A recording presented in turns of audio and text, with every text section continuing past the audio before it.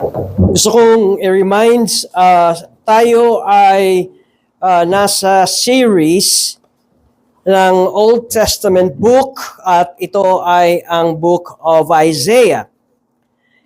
At para tayo ay mabigyan ng proper guidance sa pag-aaral natin ng book of Isaiah, ito ay hindi chronologically arranged. Meaning, every chapter ay sumasabay at ang panahon o ang taon at ito ay hindi ganoon. Ang makikita natin sa pagkasulat dito ni Isaiah ay naroon ang kanyang theological emphasis. Meron siyang mga mahalagang itinuturo sa kapanahunan niya. At ngayon ay dahil hawak natin ang Bible, ito ay may pagtuturo sa ating kapanahunan. Totoo na ito ay matanda na. No? Ito ay matandang tipan. Ngunit sinasabi sa banal na kasulatan sa New Testament, all Scripture. So tinutukoy nitong all Scripture ay ang Old Testament at saka ang New Testament. At sinasabi sa New Testament at kasama dito ang Old Testament nang ipinakikita that all Scripture is breathed out by God. Meaning, ang lahat ng kasulatan ay hindi lang hiningahan ng Diyos. Kadalasan, pag nagiging literal ang kahulugan, ano bang ibig sabihin ng hiningahan ng Diyos? Galing ito sa Diyos. All Scripture is breathed out by God and profitable for teaching, for reproof, for correction, and for training in righteousness, that the man of God may be competent, equipped for every good work. Sinulat ito ni Apostle Paul kay Timothy, at si Timothy ay tinatawag ng man of God so that the man of God may be equipped for every good work. But it doesn't mean na ang scripture ay para lamang sa mga pastor o sa mga church leaders. Ito ay para sa ating lahat. This morning, I will be preaching on piety without faith. Ang ibig sabihin nito ay meron kang anyong kabanalan, pero walang totoong pananampalataya. At ang aking sermon for this morning ay manggagaling sa buong chapter 7 ng Isaiah. At babasahin ko sa ating kalagitnaan ang kabanatang ito. Hear the word of the Lord. In the days of Ahaz, the son of Jotham, son of Uzziah, king of Judah, Rezin, the king of Syria, and Pekah, the son of Remaliah, the king of Israel, came up to Jerusalem to wage war against it, but could not yet mount an attack against it. When the house of David was told, Syria is in league with Ephraim, the heart of Ahaz and the heart of his people shook as the trees of the forest shake before the wind. And the Lord said to Isaiah, go out to meet Ahaz, you and Shear-Jashub, your son, at the end of the conduit of the upper pool on the highway to the washer field, and say to him, be careful, be quiet, do not fear, and do not let your heart be faint, because of these two smoldering stumps of firebrands, at the fierce anger of Rezin and Syria and the son of Remaliah, because Syria with Ephraim and the son of Remaliah has devised evil against you, saying, let us go up against Judah and terrify it, and let us conquer it for ourselves, and set up the son of Tabeel as king in the midst of it. Thus says the Lord God, it shall not stand, and it shall not come to pass. For the head of Syria is Damascus, and the head of Damascus is Rezin. And within 65 years, Ephraim will be shattered from being a people. And the head of Ephraim is Samaria, and the head of Samaria is the son of Remaliah.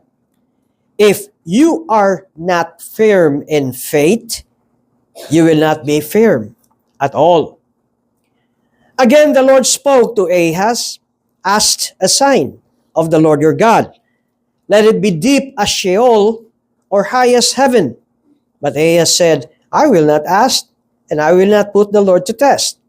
And he said, Hear then, O house of David, is it too little for you to weary men, that you weary my God also?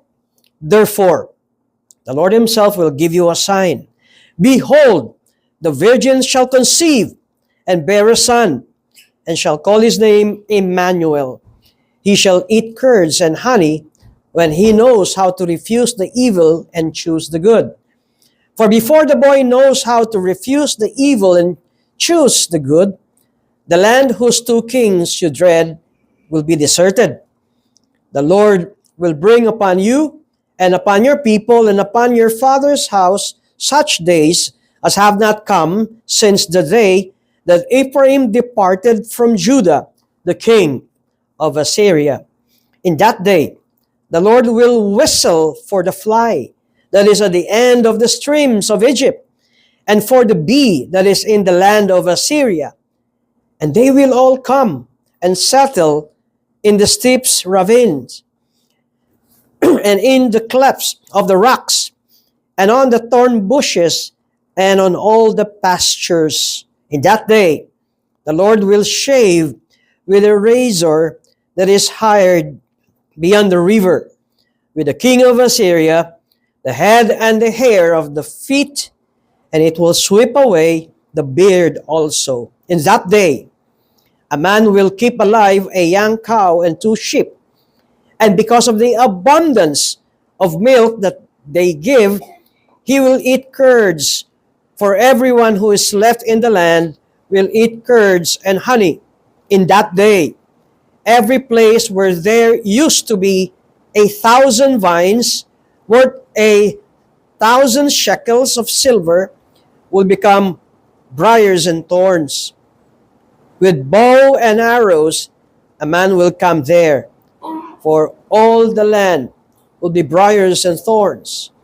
And as for all the hills that used to be hoed with a hoe, you will not come there for fear of the briars and thorns, but they will become a place where cattle are let loose and where sheep tread. May the reading of God's Word be a blessing to us this morning. Now, let me give you a background. Itong chapter 7 na ating binasa. There is a crisis now being faced by Judah. Ano ba itong nakikita natin na crisis na ito? It is a crisis between Israel at Judah. Akala ko ba isa lang ito? Now, let me give you a historical background. Nung panahon ni David, isa lamang ang Jerusalem.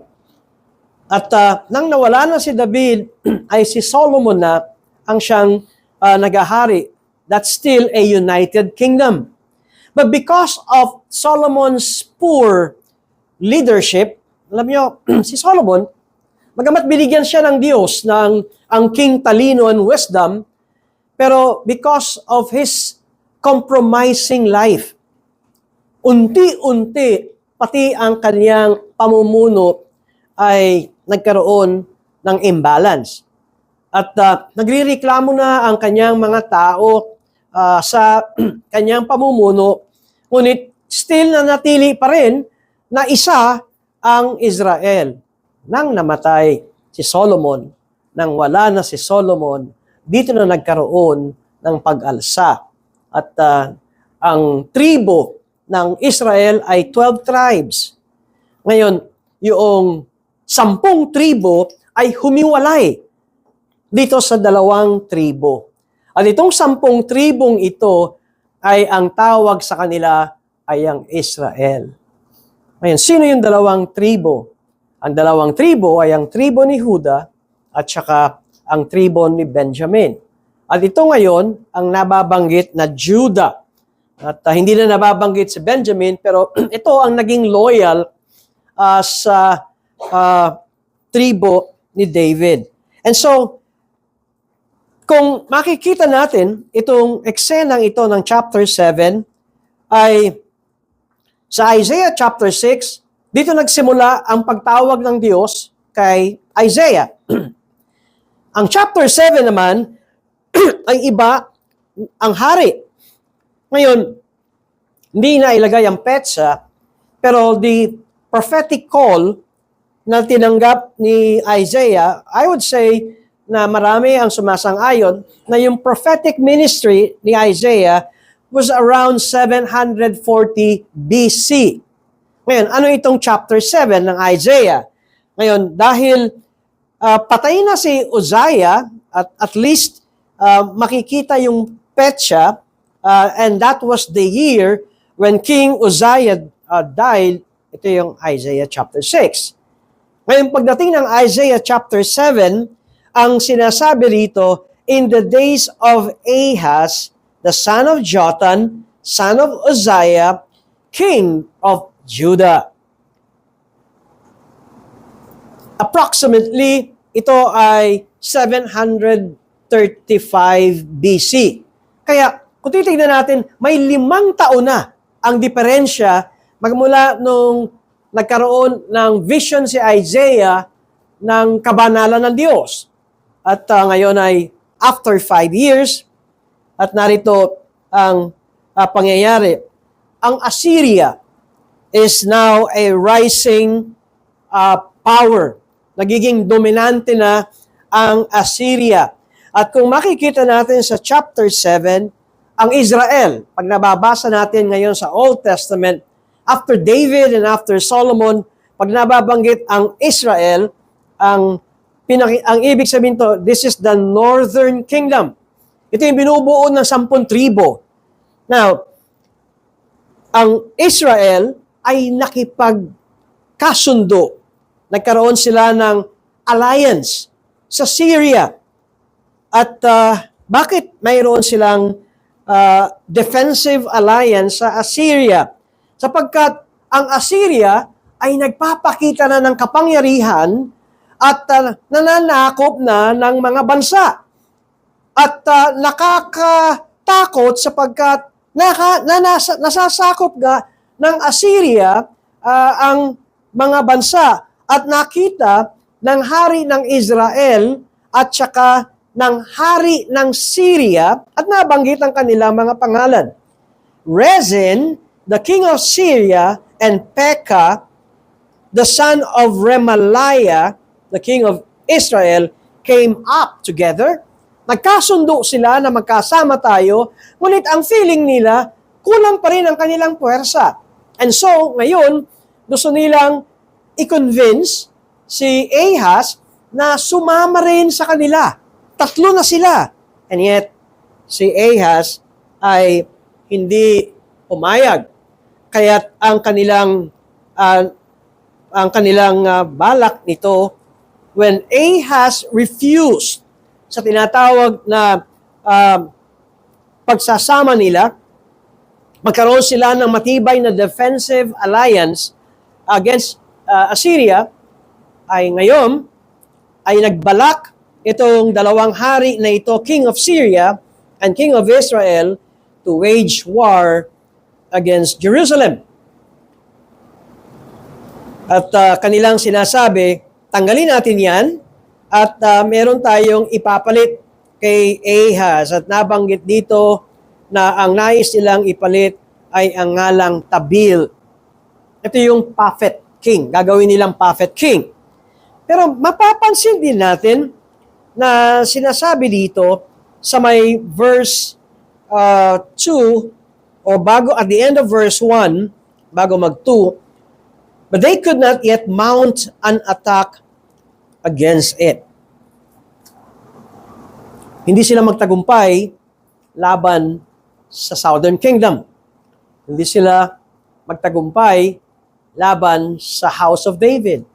Bakit hindi sila nagtatagumpay na tanggalin ang lahi ni David sa kaharian at maglagay ng hindi lahi ni David na ang ngalan ay Tabil?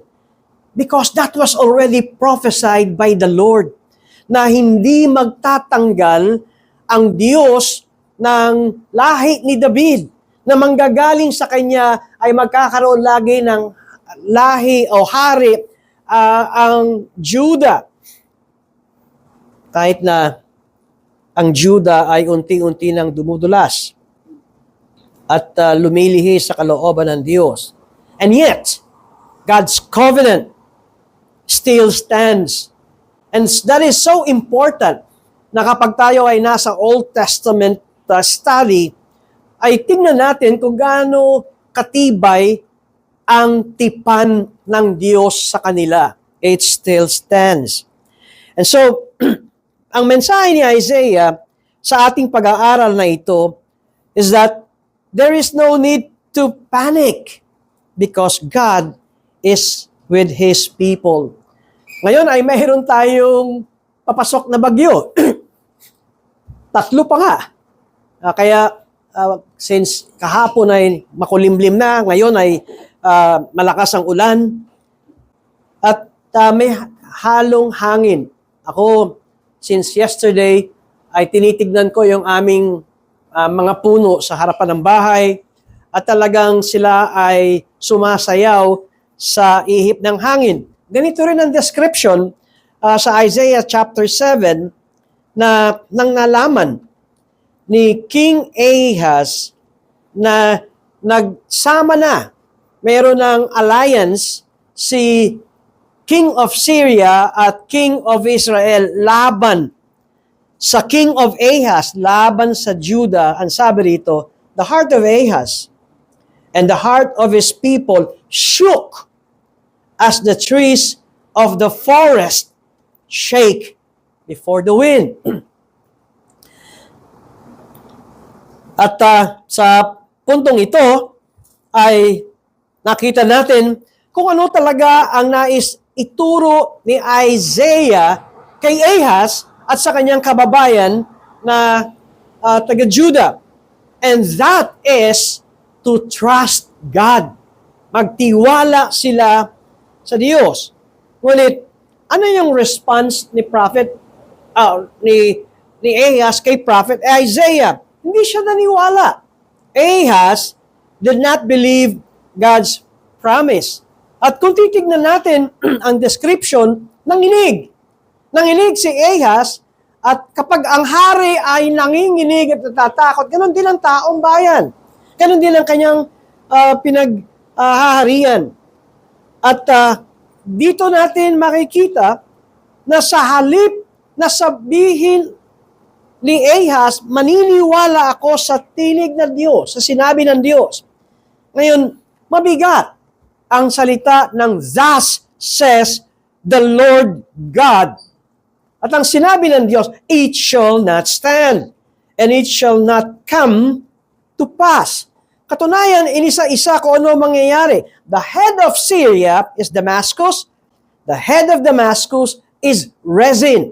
Yung kinakatakutan mong yan, hindi sila magtatagumpay. At ang Diyos ay nagbigay sa pamamagitan ni Prophet Isaiah ng gaano kahabang taon, 65 years. Ephraim will be shattered from being a people. Mawawala sila. In 65 years, mabubura sila. And yet, mas pinili ni Ahaz na makipagkasundo sa Assyria.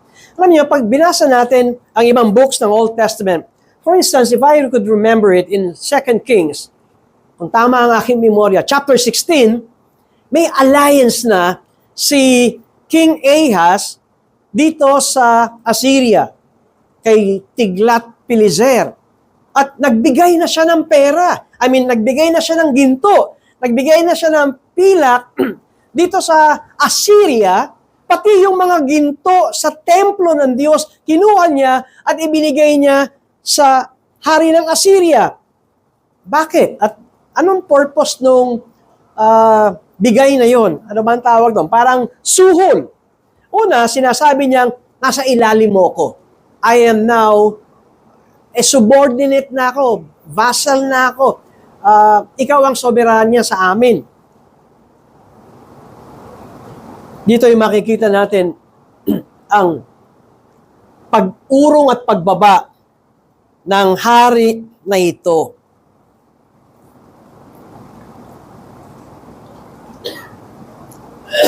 At dahil sa takot, mas pinili niya yung nakikita kaysa yung, alam niyo yung salita ng Diyos, hindi nakikita tama ba? Alam natin, pero di natin nakikita. At kuminsan ganito rin tayo. Alam natin ang salita ng Diyos, pero ang pinipili natin ay yung nakikita. Ang ibig kong sabihin, ang pinipili natin ay yung practical kaysa sa salita ng Diyos. At ganito ang nangyari kay Ahaz.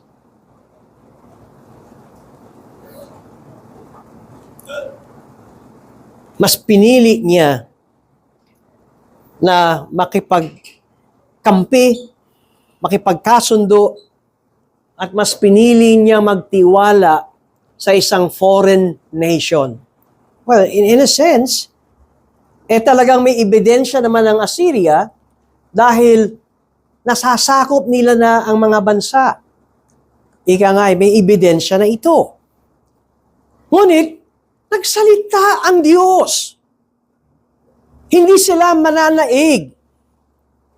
And yet, Ahaz cannot be quiet before the Lord. Because Ahaz does not believe that God truly is in control. Tatanungin ko kayo mga kapatid, naniniwala ba talaga tayo ngayon, 2026, na talagang hanggang ngayon, ang lahat ng gulo na nangyayari sa buong mundo ay kontrolado ng Diyos? Huwag na akong lumayo. Sa buhay na lang natin. Lahat ng problemang nangyayari sa buhay natin, naniniwala ba tayo? Una, alam ng Diyos. Naniniwala ba tayo? Kontrolado ito ng Diyos. Naniniwala ba tayo sa mga pangako ng Diyos? Kay Ahaz, bagamat nauubos ang kanilang kayamanan. Just imagine, pati ginto at pilak ng templo nila ay ibinigay at pinansuhol kay sa Assyria, sa hari ng Assyria.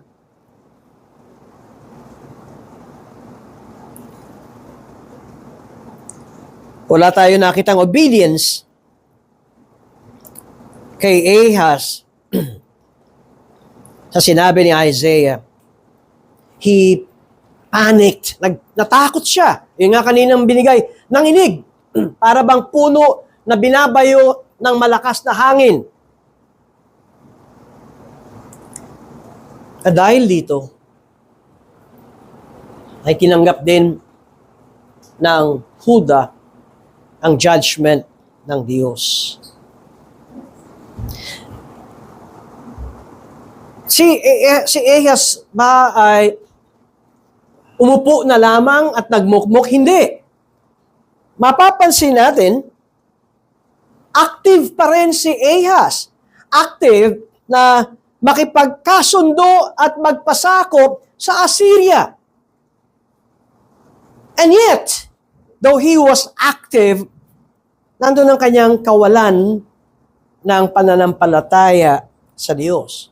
You see, Ahaz was active, negotiating, and making an alliance with Assyria, pero he was unfaithful to the Lord. Alam niyo, pwede kang maging aktibo pero hindi ka tapat sa Diyos. At makita natin that Ahaz was religious. Dahil nangungupit pa siya ng mga altar at gumagamit siya ng salita ng Diyos. Religious but not trusting. Hindi siya nagtitiwala sa Diyos.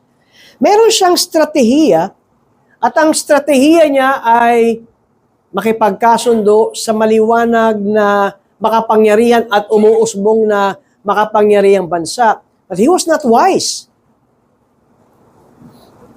And so the defining crisis dito, kung makikita natin, was not political at all. It was spiritual. Ang talagang nangyayari dito ay spiritual. Bakit takot at nanginginig si Ahaz kasama ang kanyang bayan? Why is there fear? Because their hearts are not filled with God's glory. Kung i-compare natin si Isaiah sa chapter 6 at si Ahaz sa chapter 7, si Isaiah, nakita niya that the glory of God filled the whole earth. Meaning, ang luwalhati ng Diyos ay sa buong mundo. Hindi ito nakita ni Ahaz. Kaya't sila'y nagtiwala sa foreign powers, sila'y nagtiwala sa human ingenuity, sila'y nagtiwala sa Diyos-Diyosan ng mga Assyria kaysa sa ating Panginoon. At ito ang point ni Isaiah. If you are not firm in faith, you will not be firm at all. Ngayon yung sinabi ni Isaiah sa verse 7. At ito rin ang nais kong itanim sa ating isipan. How firm are we sa ating tiwala sa Diyos? Gaano ba talaga tayo katatag? Because true stability depends on trusting God. Ang totoong matibay ay ang mga tao na nagtitiwala sa inyo. Kung minsan, ayaw natin ng problema. Ayaw natin ng mga pangit na mga bagay na darating sa atin. Pero bakit dumarating? Alam niyo bakit? Para ilabas ang ating totoong puso. Napansin ba ninyo? Pag may problema na dumarating sa buhay natin, doon lumalabas kung nagtitiwala ba tayo sa Diyos o hindi. Diba? Doon lumalabas na marami na tayong iniisip na mga kaparaanan na galing sa ating talino at galing. Kaysa pagtiwalaan natin ang Diyos. And so, I would say crisis indeed sa buhay ng Kristiyano exposes whether we truly trust God. Ayaw natin ng problema, pero yun talaga ang sumasala sa atin ng ating totoong pananampalataya. Tandaan niyo yung sinabi ni James? And I would read James chapter 1, verses 5 and following. Ang sabi ni James, chapter 1, verse 5 and following, if any of you lacks wisdom, let him ask God, who gives generously to all without reproach, and it will be given him. May problema tayo. Meron tayong krisis sa buhay. Nanginginig tayo. Anong gagawin natin? Ask God. Pray. Hindi natin alam kung ano ang tamang gawin. Bago tayo mag-decide, ask God. And then in verse 6, but let him ask in faith, with no doubting. For the one who doubts is like a wave of the sea that is driven and tossed by the wind. Kung ikaw ay walang stability, ayun, nakita nyo na, kaya nahihilo ka eh. Kaya ang gulo ng isip mo eh. Dahil ang binigay dito ni James, para kang mga alon sa karagatan. Hindi mo malaman kung saan pupunta. And verse 7, for that person must not suppose that he will receive anything from the Lord. Verse 8, sabi ni James, he, o kaya wag lang panlalaki, sama kong babae, she is a double-minded man or a double-minded woman and tossed by the wind.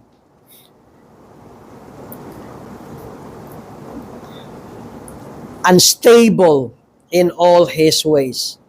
Ito ang mapagduda. He is like a wave driven and tossed by the wind. Ngunit, ang mayroong stability sa Diyos, the steadfast believer receives the crown of life promised by God.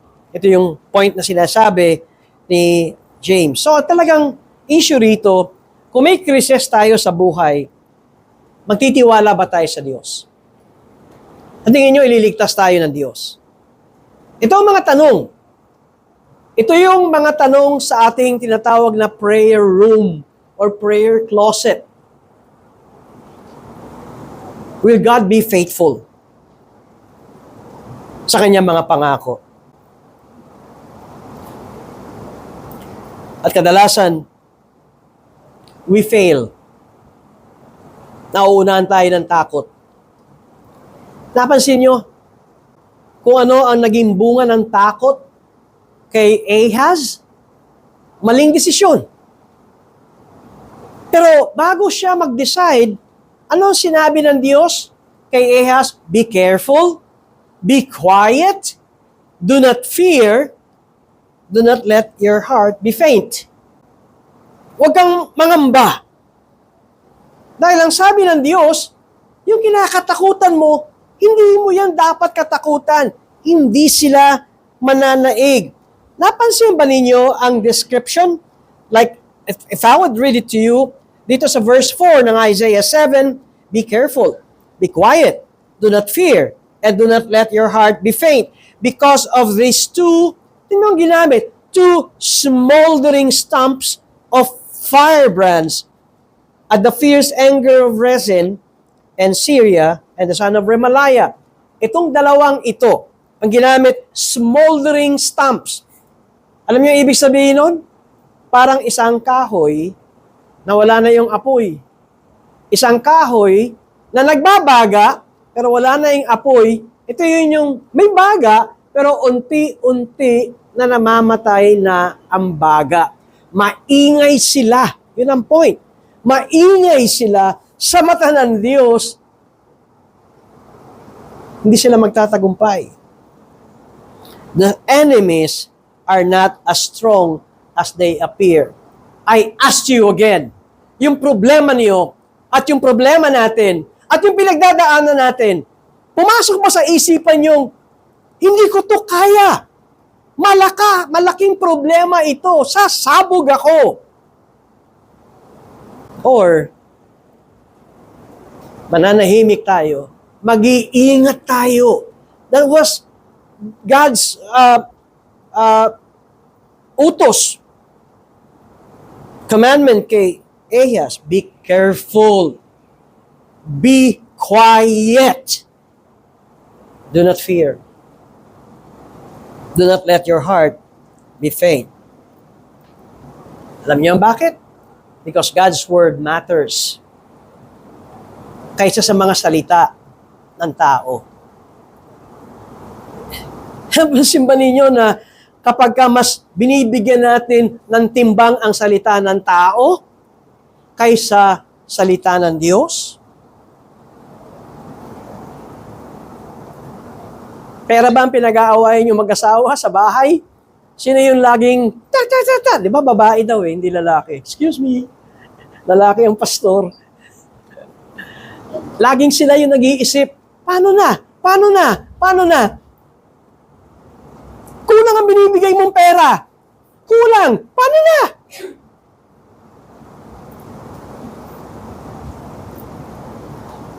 God's word matters kaysa sa mga nangyayari sa ating nakikita. And I would say faith is the foundation of stability.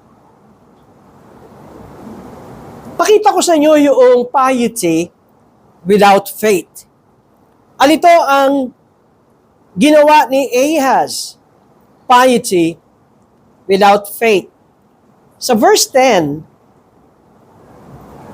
again, the Lord spoke to Ahaz, ask a sign of the Lord your God. Tingnan nyo, ang Diyos na nagsabi, Ahaz, ask a sign of the Lord your God. Let it be deep as Sheol or high as heaven. Aba, ang sinasabi rito ng Diyos kay Ahaz, humingi ka sa akin ng tanda, kasing lalim ng lupa at kasing taas ng kalangitan. Anong tanda? Kahit anong tanda, humingi ka sa akin. Ang Diyos ang nagsasabi, ask a sign. Ulit, ano ang sagot ni Ahaz? I will not ask, and I will not put the Lord to the test. Parang banal, di ba? Hindi ako hihingi. Pero sinabi ng Diyos, humingi ka. Hindi ako hihingi. At ayaw kitang subukan. I will not put the Lord to test.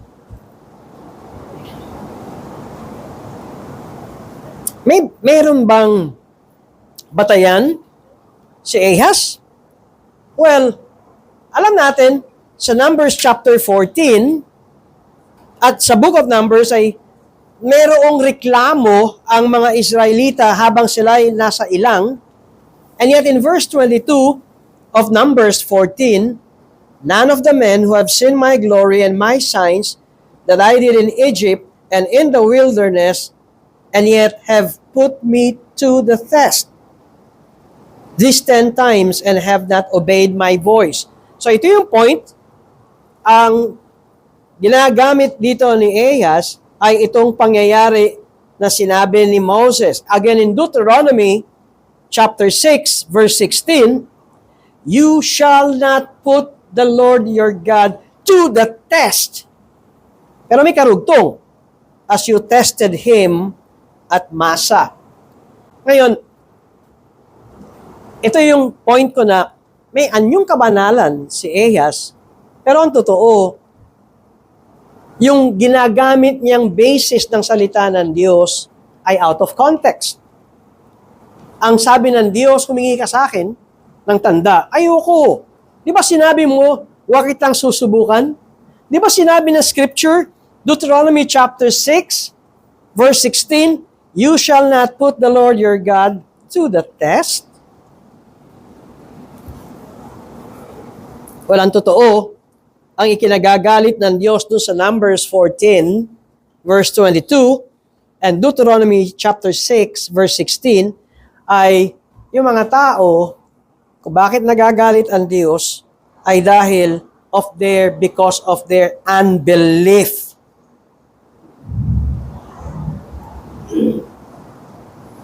At dito sa binibigay ng Diyos kay Ahaz, it is obeying God's invitation. Hindi ito yung pag-test ng unbelief. And so, let us beware mga kapatid, sa mga tao na seemingly may kabanalan, gumagamit ng scripture, nagsasabing mahal nila ang Diyos, pero ang totoo, hindi sila sumusunod sa Diyos. At ito yung maskara ni Ahaz. Meron siyang paggamit ng kabanalan, salita ng Diyos, but actually, nandun yung kanyang unbelief. Bakit ko sinabi? Merong direktang utos sa kanya si Prophet Isaiah, and yet, masinunod niya yung paniniwala niya na tama sa kanya. And the Lord God gave him the sign. Ayaw niyang humingi, nagbigay ang Diyos. At ang binigay na sign, merong isang birhen na sinasabi rito, that a virgin shall conceive and bear a son, and shall call his name Emmanuel. Ito yung sinabi ni Matthew in chapter 1, verse 23. At sinasabi ni Matthew, yung sinasabi ng Diyos kay Ahaz, ito ay si Hesus Kristo.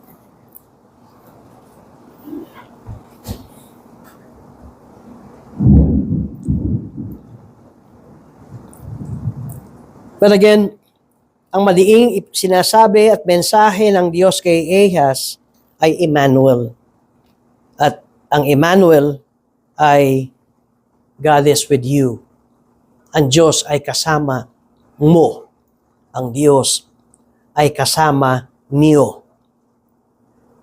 Kaya sa atin ay maging matibay tayo bago tayo gumawa ng desisyon. Tandaan natin, kasama natin ang Diyos. Kaya sa desisyon na ating gagawin, ay hindi sariling desisyon, kundi desisyon na ayon sa kalooban ng Diyos. Putulin na natin yung salita kapag galit tayo, buhay ko to. Huwag mo akong pakialaman. Ang totoo, tayo anak ng Diyos. Nananahan ang Espiritu Santo sa atin. Alam niyo, sinabi ni Pablo, it is no longer I that lives. Hindi na ako nabubuhay, kundi si Kristo na ang nabubuhay sa akin. Whenever or before we make a decision, ang tanong natin ay, ito ba'y kalooban ng Diyos? At kung hindi natin alam, sinabi ni James, pray, ask God if you lack wisdom. Ang problema sa atin ay mas madali nating kinakampihan at kinukuha yung malapit. Alam niyo, yung short view ng life, yung practical, kaysa sa longer view. Kasama natin ang Diyos. Sinabi ito kay Isaiah. Ilang taon bago nangyari na ang Diyos nga ay nanahan. Alam niyo kung ilang taon? Napakahaba. Ang point dito na gusto kong makita, si Ahaz, ang nakita niya yung immediate danger. Yung problemang immediate. At dahil pinangunahan siya ng takot, mas pinili niya yung maikli at mabilis na solusyon. At yung kanyang naging desisyon na yun ay mas lalong nagpahamak sa kanilang bayan.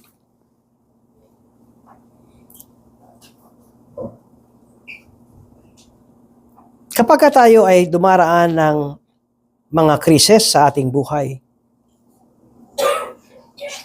matuto tayo doon sa sinabi ng Diyos kay Ahaz. Be careful. Be quiet. Do not fear. And do not let your heart be faint.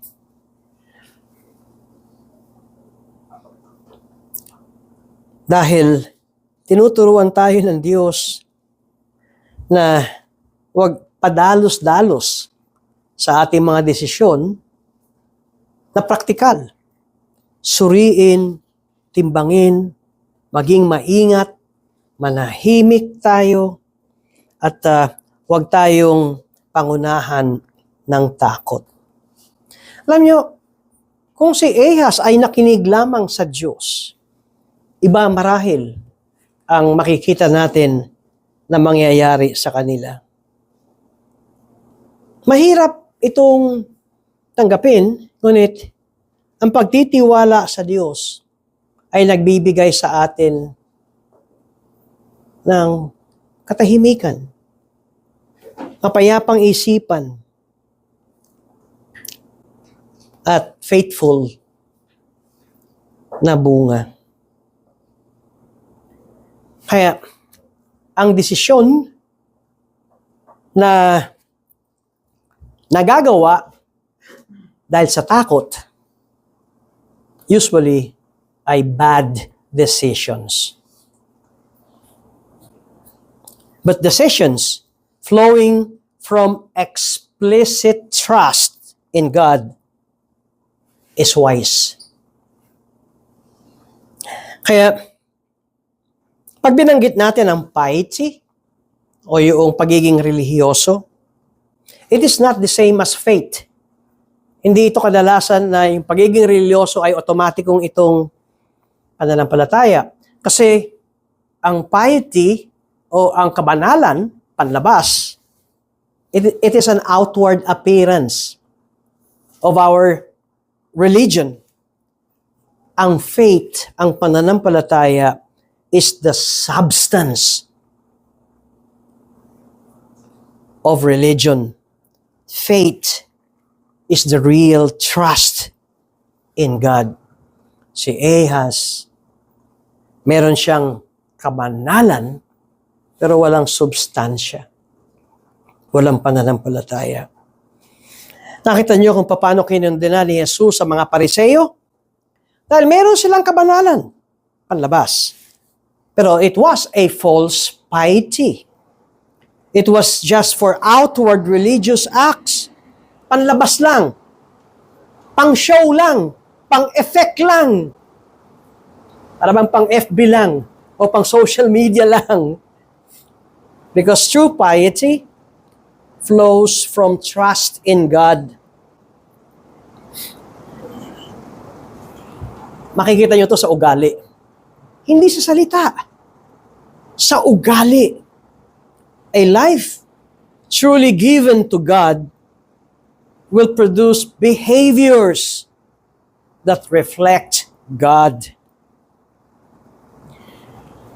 Kaminsan, huwag tayong madaling malinlang ng mga bukang bibig na makadiyos o gumagamit ng Word of God. Because claiming to thank God, claiming to trust God, while refusing to obey God is contradictory. Magkasalungat ito. Bukang bibig mo, mahal mo ang Diyos. Bukang bibig mo, salamat Diyos at iningatan mo ko. Ang pamamukay mo naman ay hindi sumusunod sa Diyos. So yung bibig mo at yung pananampalataya mo, yung piety mo at yung ang panlabas mong kabanalan sa totoong substansya ng iyong tiwala sa Diyos ay magkakontra because genuine piety cannot exist without genuine faith.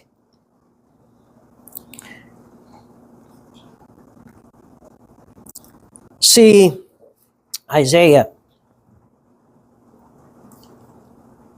ay nagtiwala at sumampalataya sa Diyos. Kahit na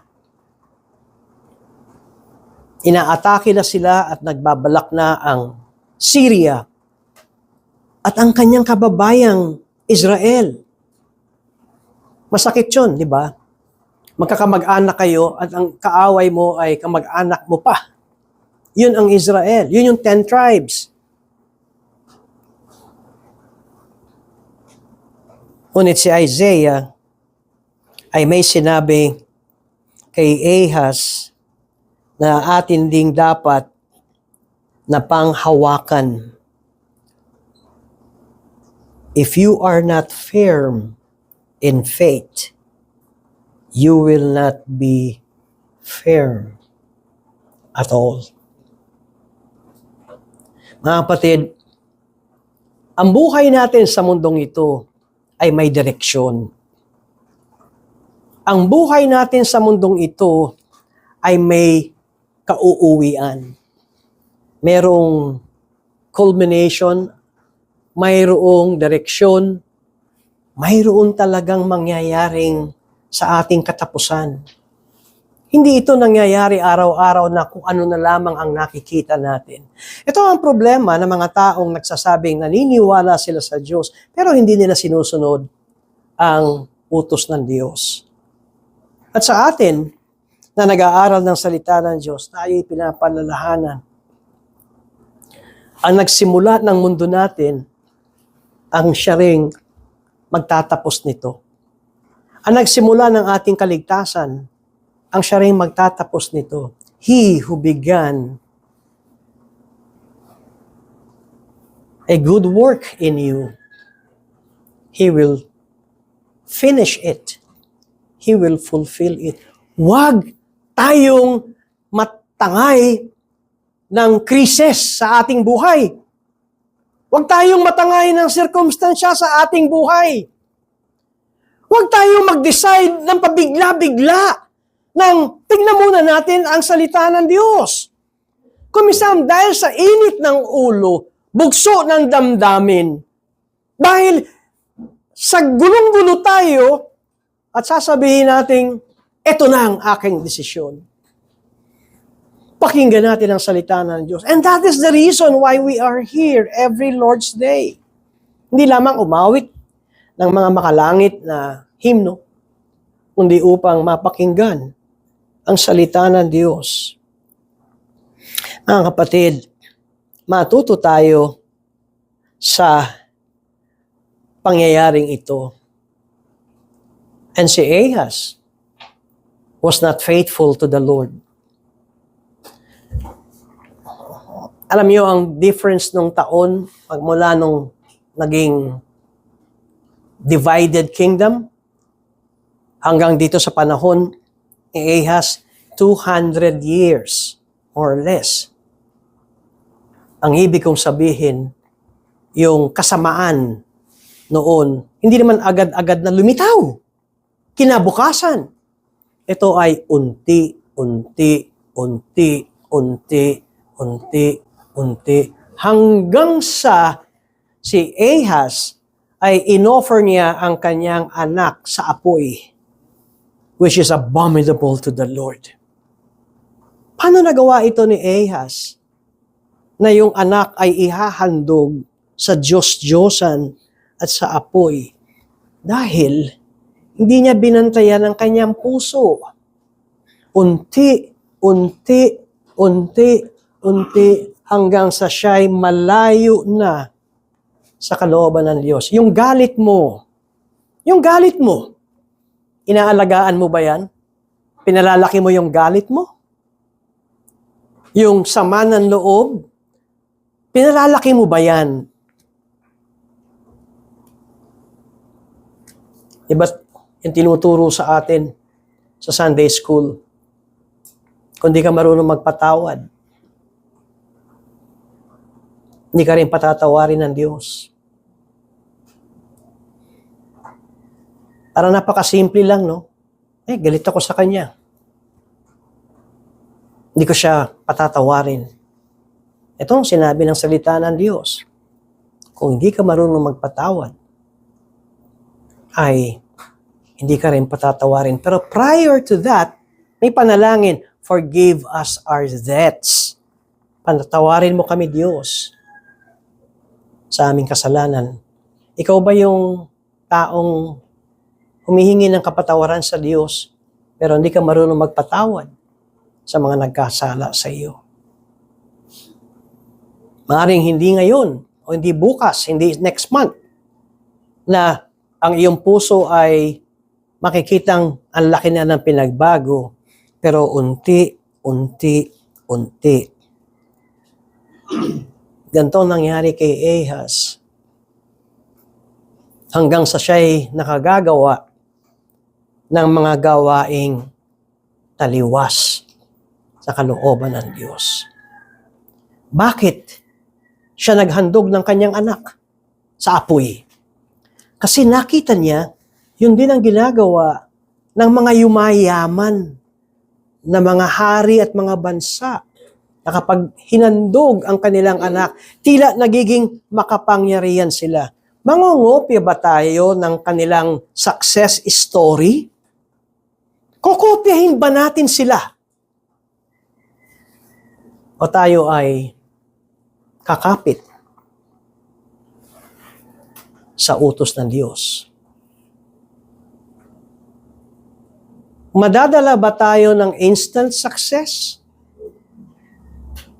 Kukopyahin ba natin yung, alam mo, ang bilis nilang umangat sa buhay? Kahit kukopyahin natin sila. Kahit ang kaparaanan ay panloloko at kamalian, o magtitiwala tayo. Ang talaga nagpapayaman ay ang Diyos.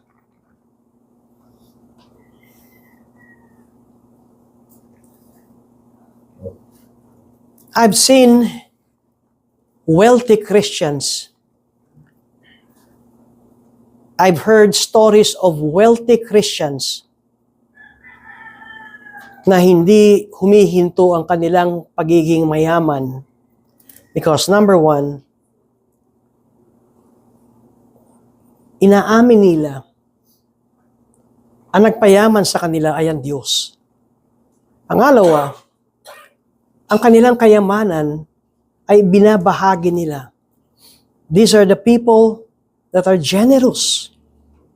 Kasi, pag ikaw ay maramot, itong isip mo, ako nagpayaman sa sarili ko. Ako rin ang magsasabi kung kailan ako bibitaw. Generosity ay bunga ng biyaya ng Diyos ng pag-unawa na ang lahat ng aking blessing ay galing sa Diyos. At anong blessing ang pinaka-blessing sa mundong ito? Walang iba, kundi ang ating kaligtasan. Walang iba, kundi ang kaligtasan na galing sa Diyos.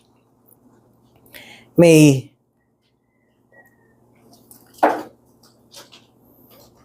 we be reminded that when we claim that we trust God,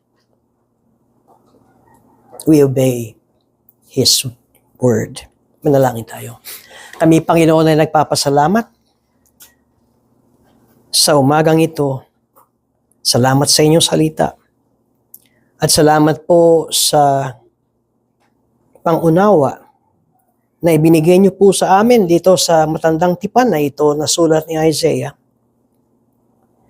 Salamat at tinuruan niyo kami kung paano idugtong ang kapanahunan ni Isaiah sa aming pong kapanahunan. At salamat sa pagpapaalala sa amin na kami ay matutong magtiwala sa inyo kahit na nakakatakot ang sirkumstansya ng aming mga buhay. Sa ngalan ni Jesus. Amen.